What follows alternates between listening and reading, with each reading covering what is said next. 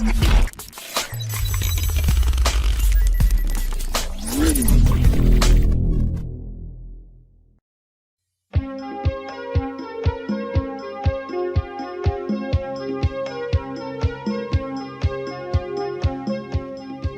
Vista City by Peter Viney. 1. Another lovely day.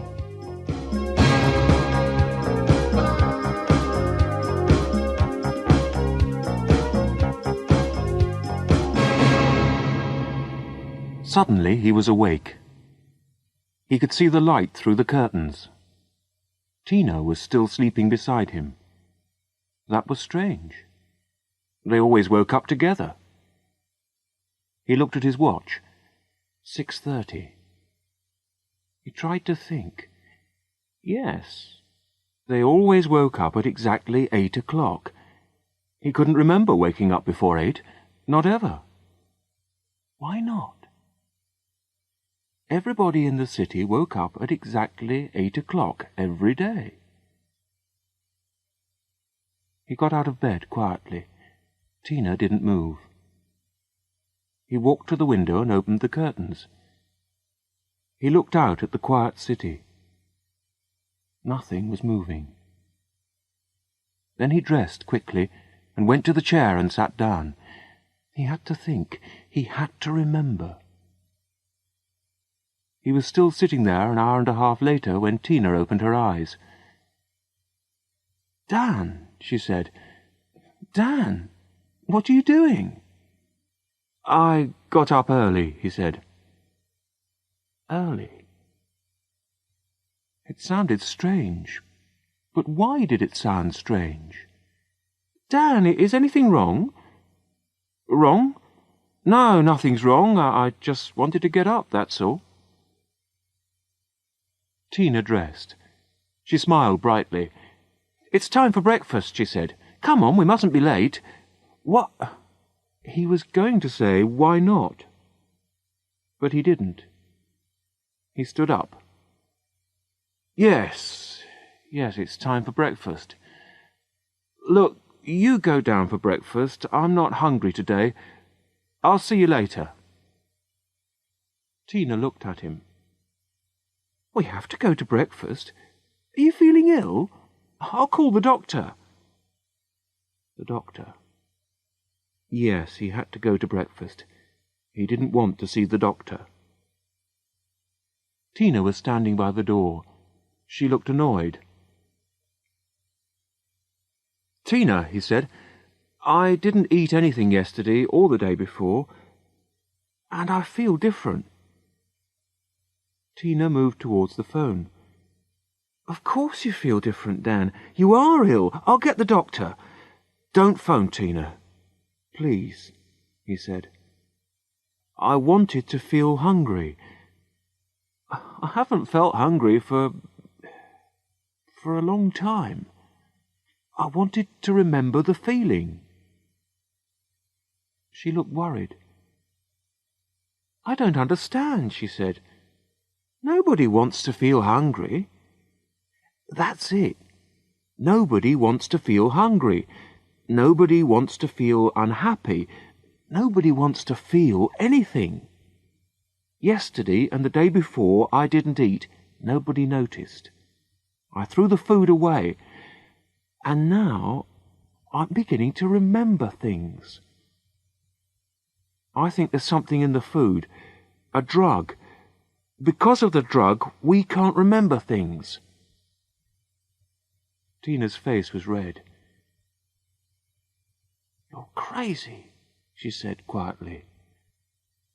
"Maybe," he said. "But why can't we remember anything? What is this place?" "It's our home," she said slowly. "Our home? When did we come here?"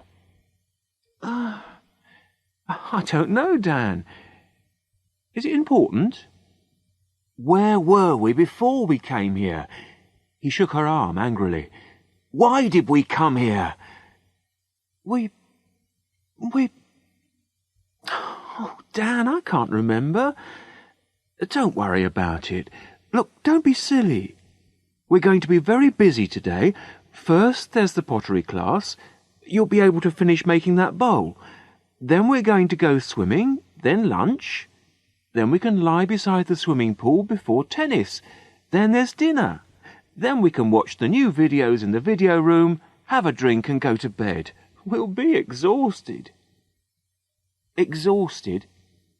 At 8 o'clock? Well, yes. That's bedtime. We need 12 hours sleep a night. Everybody says that. Tina, how long have we been here? I don't know, Dan. We call this place home. Don't you remember? We used to call it a holiday. We used to call this our hotel room. Now we call it home. I don't remember that. That's stupid. No, it isn't, Tina. I remembered this morning when I woke up early. Perhaps you didn't wake up, Dan. Perhaps you had a dream. A strange dream, that's all. But I did wake up, Tina. You saw me. I was sitting in that chair with all my clothes on. I'm not sure. Were you? I can't remember now. She smiled at him. Come on, the sun's shining. It's another beautiful day. Let's go and have breakfast. She opened the door. Dan looked at her for a moment. You've forgotten our conversation, haven't you? He said. You've forgotten it already.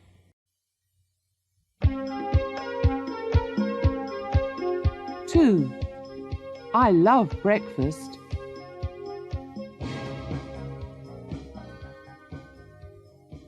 Dan followed her into the corridor. He looked at the rows of doors on both sides. They were all the same. They walked along to the lift. Tina pushed the button and the doors opened. Morning, Tina. Morning, Dan. Russell, the sports organiser, was already in the lift. He smiled. I hope you're both ready for the tennis match, he said. We're playing level 14 this afternoon. They've got some good players. Tina laughed. Level 5, she sang. Level 5 is really alive. It was their team song. The lift went down to the restaurant level. They joined the long line of people. They were all waiting for breakfast. Dan looked around. Everyone was wearing shorts and T-shirts, the men and the women. Dan looked down at his T-shirt. It was light blue, the level 5 colour. His shorts were light blue too. There were different colours for all the levels. The man in front of him was wearing a yellow level 9 T-shirt. Oh, good, said Tina. Cornflakes. I love cornflakes. So do I, said Russell. Dan smiled. Every day breakfast was cornflakes with thin milk. Every day Tina seemed pleased with it. She always seemed pleased with lunch, too, and dinner. Everybody seemed pleased. He thought about the food. Lunch was usually soup and some bread. Dinner was usually soup and some kind of rice. They sometimes had a little meat or fish, but not often. But they were never hungry. Dan took a tray, a bowl of cornflakes, and a vitamin drink. He followed Tina and Russell towards the tables. The restaurant had big windows, and through them you could see the large swimming pool. The families with children all lived on the other side of the pool. On this side there were only people without children. Dan stopped and thought. And none of us ever have children. And the youngest children on the other side are 10 or 11 years old. They used to be younger. He could remember babies. So no children are born here, and the youngest children are 10 or 11. Dan waited for a moment. He put his tray down on an empty table. It was difficult. Thinking was difficult. So maybe that's how long we've been here, 10 or 11 years. He felt pleased with himself. He looked around quickly. Nobody was watching him. He picked up his tray again and walked over to the waste disposal unit. Quickly he threw the food and drink away. He looked around again. No, nobody saw him. He started to walk to Tina's table. And there are no sick people, he thought. They take them to a hospital somewhere. Nobody else leaves. Never. He stopped. There was Jack. Jack went to hospital. But when? He walked over to Jack's table.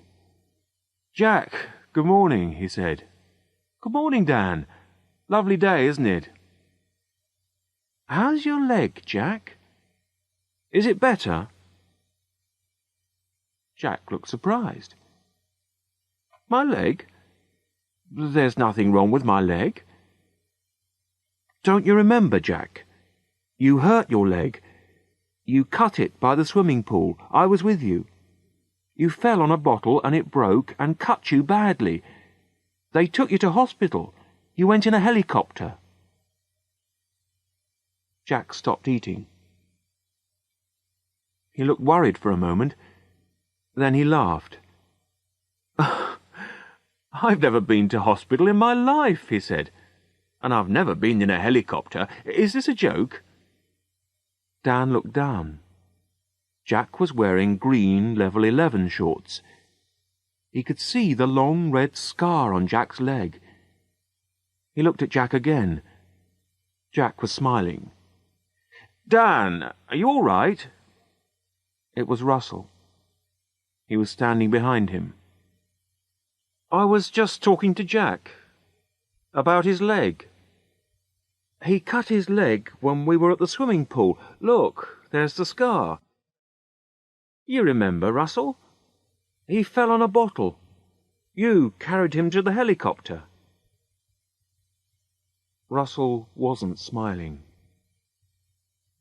"Dan, can you come to my office after breakfast? I want to talk to you." Dan looked at Russell carefully. Russell was the sports organizer for Level 5. There were a lot of organizers. They all lived on the highest level of the building, Level 20. There were organizers for sports, pottery, yoga, music, everything. "No, I can't come to your office, Russell. I'm busy." Russell looked surprised. "Busy? What do you mean?" Dan turned and walked quickly out of the restaurant. He walked to the lifts. He got to the lifts, pushed the button, and the door opened immediately. Dan stepped in. Russell was hurrying along the corridor towards him. Dan pushed a button and the doors closed. Dan looked at the buttons.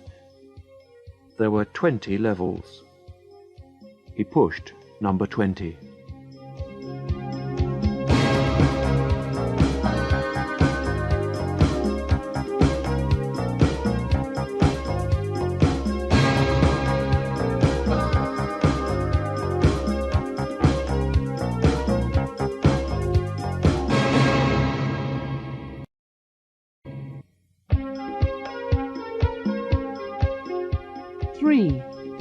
The 20th level.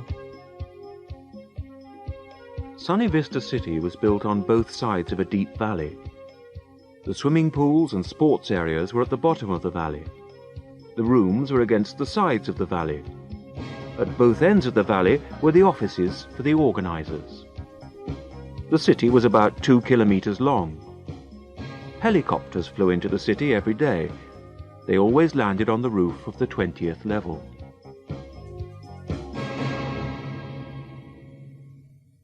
The lift stopped. Dan walked out. The corridor was empty. The rooms were bigger here. There was a bigger distance between the doors. Then he heard a noise. It was a bell. The door of the next lift was opening. Dan stepped back. Russell was coming out of the lift door. "Dan," said Russell, "what are you doing? This is level 20. You shouldn't be here." "Why not?" said Dan. "And why are you following me?" "I must speak to you," said Russell. "It's important." Dan looked at Russell. Russell was looking at the wall next to the lift. There was a red button on the wall. Russell was moving towards the button. Dan stepped between Russell and the button. "Okay," said Dan. "Where shall we talk?" Russell looked worried. We can go to my office. We can talk there." Dan thought for a moment. Russell was bigger than Dan, and stronger too. Dan thought about the sports in Sunny Vista City. Nobody tried to win. Not ever. Why not? He could remember the day before when he played tennis against Russell. Dan tried to win. He wanted to win. Russell was surprised then. Dan smiled. "Come on. Let's go to your office. I mustn't be late for the pottery class. I'm making a bowl. A soup bowl. Have you seen it?" Russell smiled. "No, I haven't. You can show me later." Dan stepped into the lift, and Russell followed him. Russell turned to the row of buttons next to the door. "Level 1, he said to himself, and moved his hand towards the button. Dan hit him once, hard on the back of the head. Russell fell to the floor. "I knocked him out," thought Dan. "I hit him once and knocked him out. Where did I learn that?" There were never fights in Sunny Vista City. Nobody was ever angry. Dan looked at the buttons. He pushed the button for level 10. There was nobody on level 10 at this time of the morning. He stepped quickly through the door before it closed.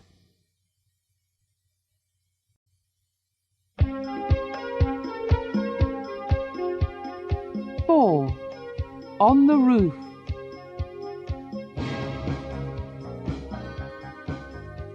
Dan walked along the corridor. There were some stairs at the end. He ran up the stairs. There was a door at the top. He pushed the door and it opened. It wasn't locked. He went through the door and he was on the roof. He looked around. A large helicopter was standing on the roof. Dan stopped and looked at it for a moment. The helicopter was a Westing Type 23. He thought for a moment.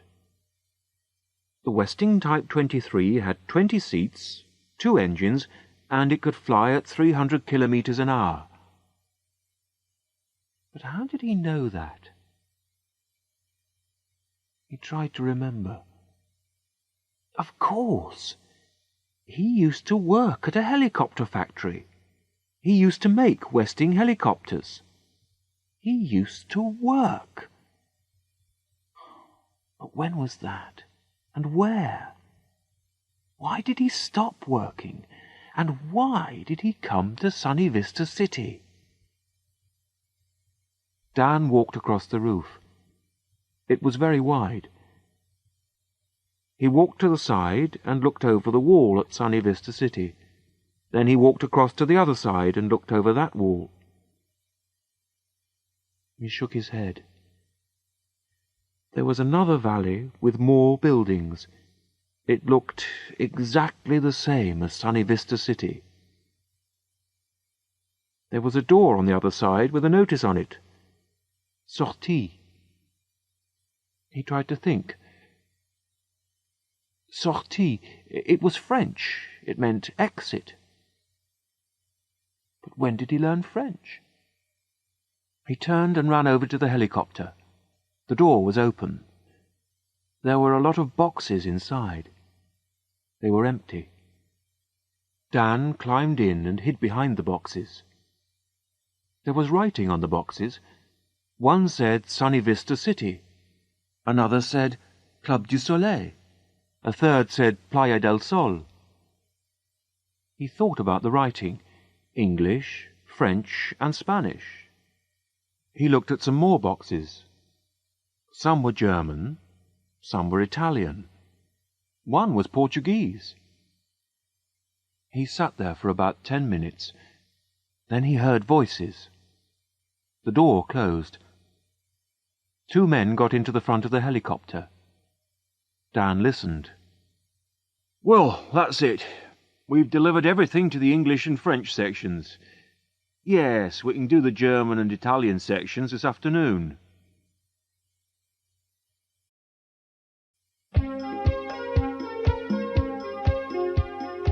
Five. Dan remembers more.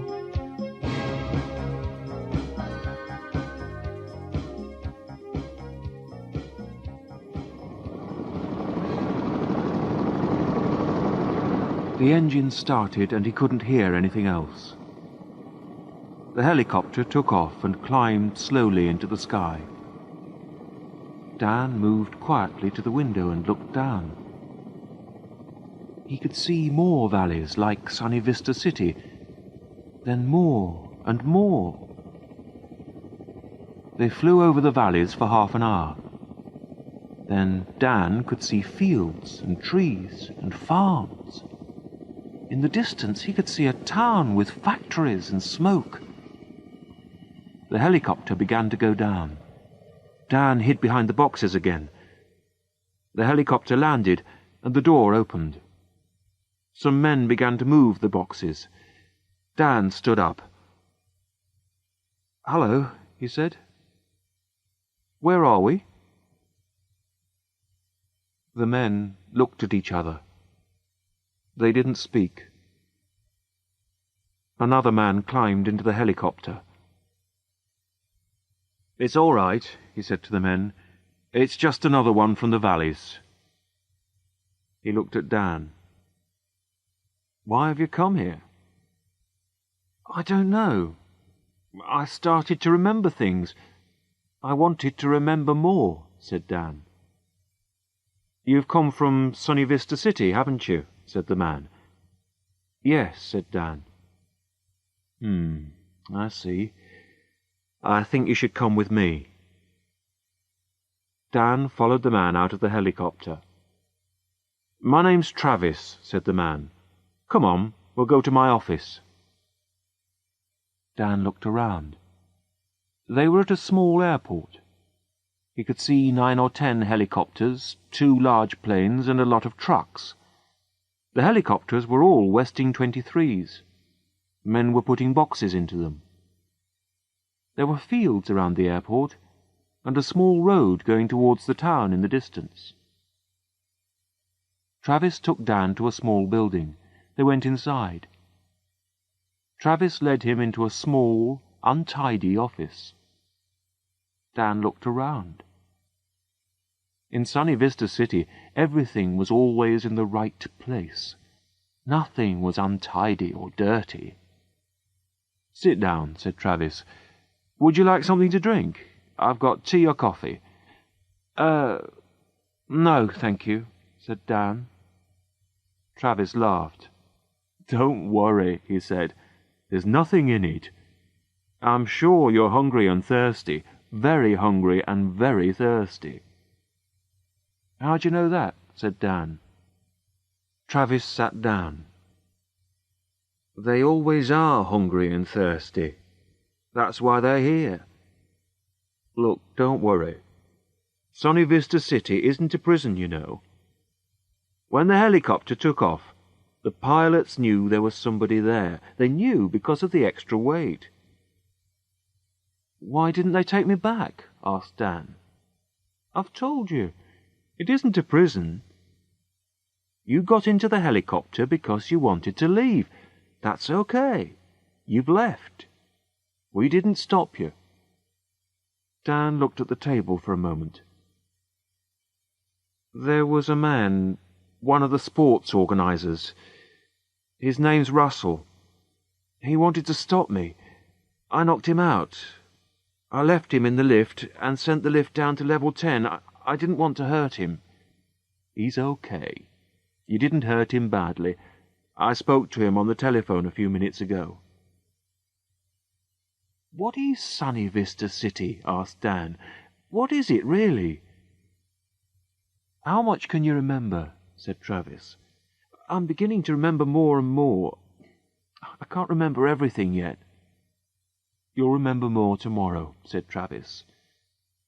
Well, said Dan, I used to work in a helicopter factory in England, the Westing factory. This isn't England, is it? No, said Travis, it isn't. I lost my job, said Dan. The factory closed. I was unemployed for a long time. Then I saw an advertisement. It was on television, I think. It was for very cheap 30-day holidays for the unemployed. Very cheap. We left England and flew to Sunny Vista City. I can't remember much since then, but I remember something. I haven't seen or talked about money for years. Travis smiled. Sunny Vista City is one of the oldest towns here. It opened 10 years ago. You haven't seen money for 10 years. But what's happening? Said Dan. Can you remember 10 years ago? There were millions of unemployed people all over the world. There was very little work. Computers were doing everything. There was fighting in the streets, riots, revolutions, hunger. The governments all over the world had a meeting, a secret meeting. They built Sunny Vista City and hundreds of places like it. All of them are in warm, sunny places near the sea. They sent unemployed people on holidays. They give everyone drugs in the food. There is no hunger, no fighting, no children in the cities. There is also no memory. Nobody can remember anything. Everyone lives for today. But that's terrible, said Dan. Is it? Is it really? Said Travis. Things were much worse before. Are you going to send me back there? Asked Dan. You can choose. We can give you a drug. You'll wake up tomorrow in Sunny Vista City and you won't remember anything about this.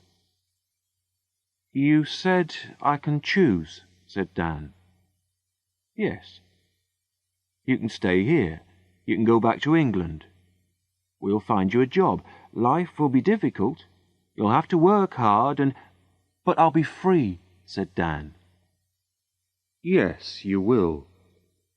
A few people, only 1 or 2%, leave Sunny Vista City and the other cities every year. That isn't a problem.